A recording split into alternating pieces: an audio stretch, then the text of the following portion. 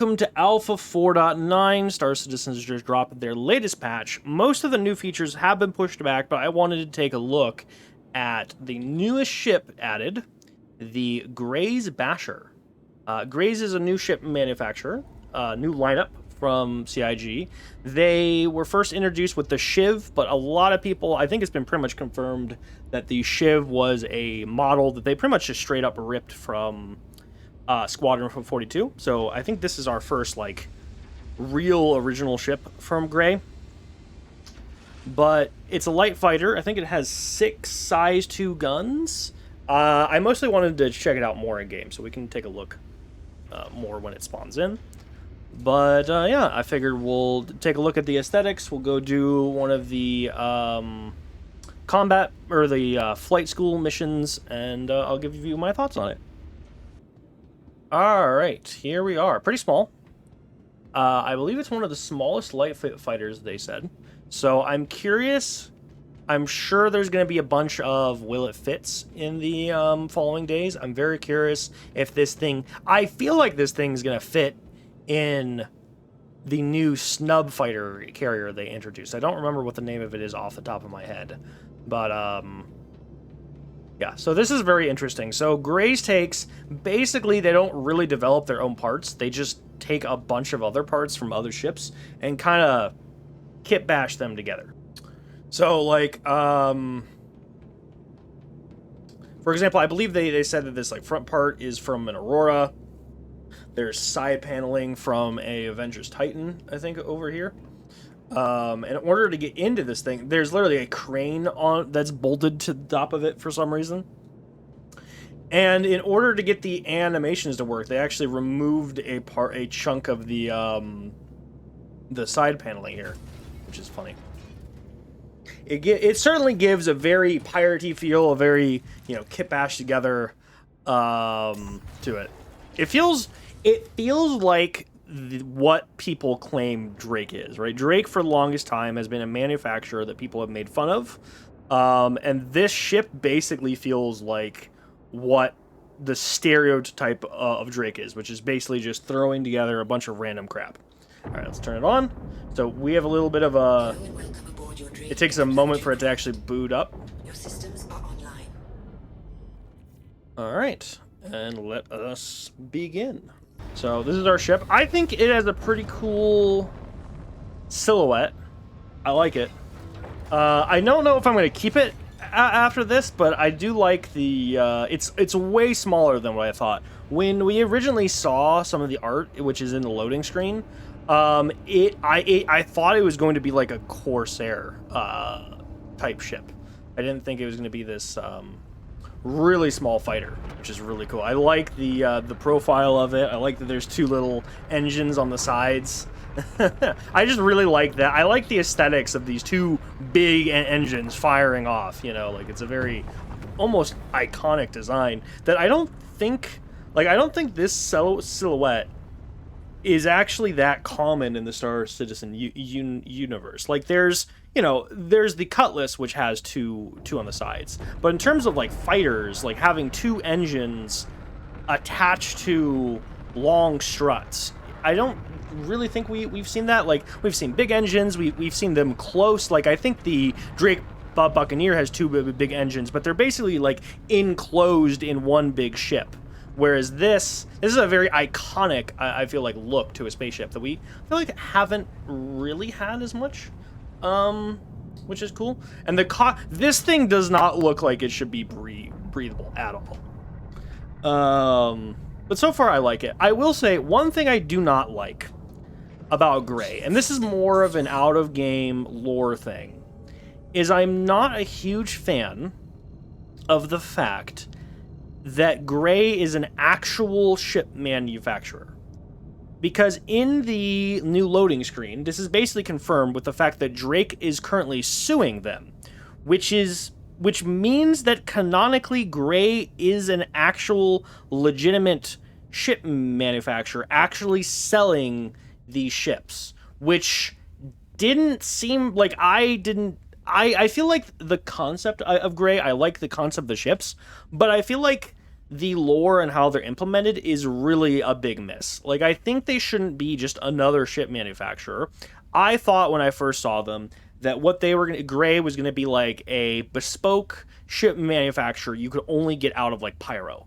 Because Pyro honestly doesn't have a huge amount of identity to it right now. Quantum drive. So I really feel like as of this patch, they added basically quests and reputation to fill out with a new mission giver that actually can give you ships. And I feel like, I know ships are how Star Citizen makes its money, but I feel like Gray's was a perfect opportunity for them to add Gray in as like an actual MP, as an actual mission giver in Pyro. That you could go to, and maybe you could do like salvaging missions to like bring him parts and stuff like that. I feel like there was I feel like it was a big miss, to be honest. I feel like they could have done a lot more with Gray and this manufacturer. Instead of just making them another manufacturer, they could have, in my opinion, just like turned him into the Pyro version of like Wicklow or something. Not exactly Wicklow, but like what they're doing with Rekko and Nyx, which if you don't know, they've added a new mission giver in Nyx, and that mission giver, once you do build up the reputation, you actually get ships from them. I feel like they could have done something like that with Grays. And actually had some ships that you don't just get for buying on the pledge store. But of course, alas, the only thing that we have like that right now is the Atlas ICTY, which, yeah. So. Good. You're here. I'll notify the other pilots and we Shield can... system online. Alrighty. I am not a good dogfighter at all. So we'll see how this looks. Contact. Ready up. Okay. I will say it feels very nimble. Contact. But we'll see how this goes.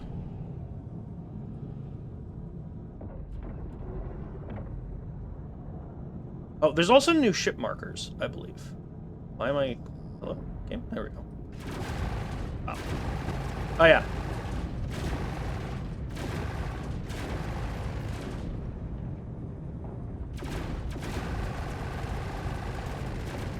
They definitely made the hit markers. Shield system is That's cool. Yeah, I like that. So I can tell what I'm doing now. Okay.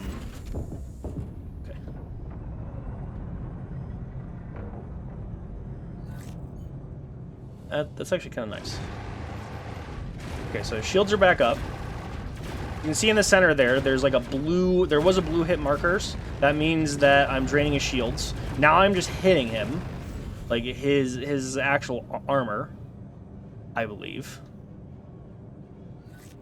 Get the G4 force. Okay, now his shields are back up.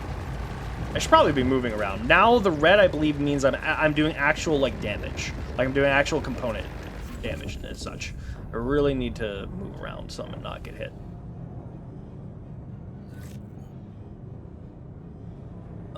I don't really... The problem is I haven't really kept up with combat, so I feel like I'm pulling G's really... Like, my character's almost passing out constantly. I do think it's the type of armor I'm wearing as well. I think they've made armor matter more. So, like, now I'm hitting his shields, right? And now I've gotten through the shields and I'm actually dealing damage, and now he's dead. Okay. You know what? I actually like that. I know briefly the hit markers in the PTU were like, they sounded like pinballs. So I'm glad they toned that down. I am also glad the hit markers are smaller. I do feel like the hit markers should just be customizable. I don't know what it is about CIG and not allowing for customization. Like, I don't... They have, like, a thing about it. Like, they just don't like letting the players customize their experience beyond a certain point. Like, they do have certain customizations. There's a lot of options and such. What am I doing right now?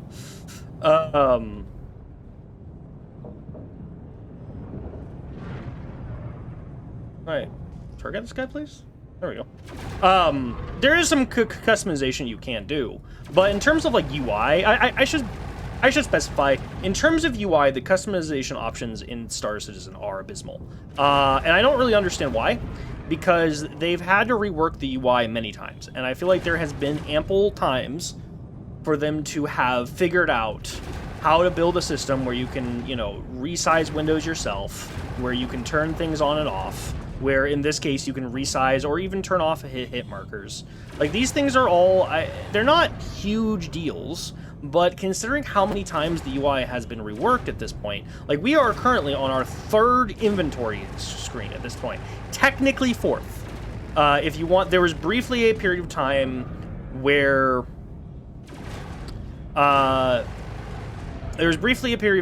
they decided to use the freight elevator screen as a actual inventory system, so technically 4th, but that was pretty obviously a placeholder. But yeah, it baffles me. I don't really understand why they don't make it more of a priority. People talk about it all the time. You know, there is also like color blindness and vision impairments that like are nice to be able to cater to. And I understand it might not be a big priority, but again, when they've reworked the UI so many times, at a certain point, it kind of feels like they should just, you know, do it, right? Because the problem is, I know how UI works, and they're going to have to go back in and do a lot of work to make all of the UI that they made customizable. So I just don't really understand, you know.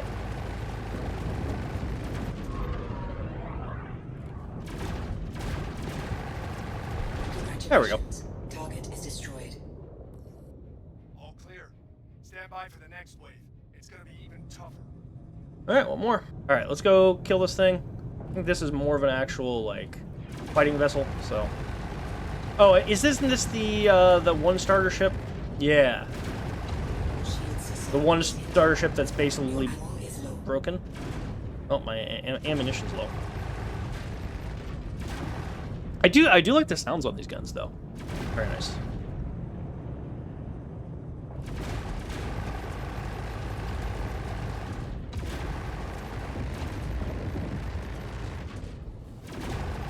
I should really, again, I should... There we go. Oh, that was way easier, actually. Fantastic work. All right. Seems like you're developing a real aptitude for combat. Hopefully the next lesson will help you grow even more. Well, I'm really, you know what, I'm really glad that CIG added these. It's a very good, I think, oh, I earned script. I think it's a really good introduction. It's a very good way to test out ships and stuff. So I'm glad they did that. Because without adding this, I would have had to find some like bounty hunting mission or whatever, and it would have been kind of a pain. Whereas this just let me get right back into it. So let me give my closing thoughts out on the little bit of 4.9 that I played, as well as the Basher. Overall, I think the Basher is a cool little ship. Overall, I think the Basher is a pretty cool ship. I'm not a combat fighter myself, so it's kind of hard for me to give like my exact thoughts on it. It definitely feels like, considering how much I was hitting the ships, again, I wasn't doing the best job and I'm not the best fighter, but it does feel like it was kind of just tickling the smaller ships, and I feel like if I got into an actual combat engagement, I would die fairly quickly.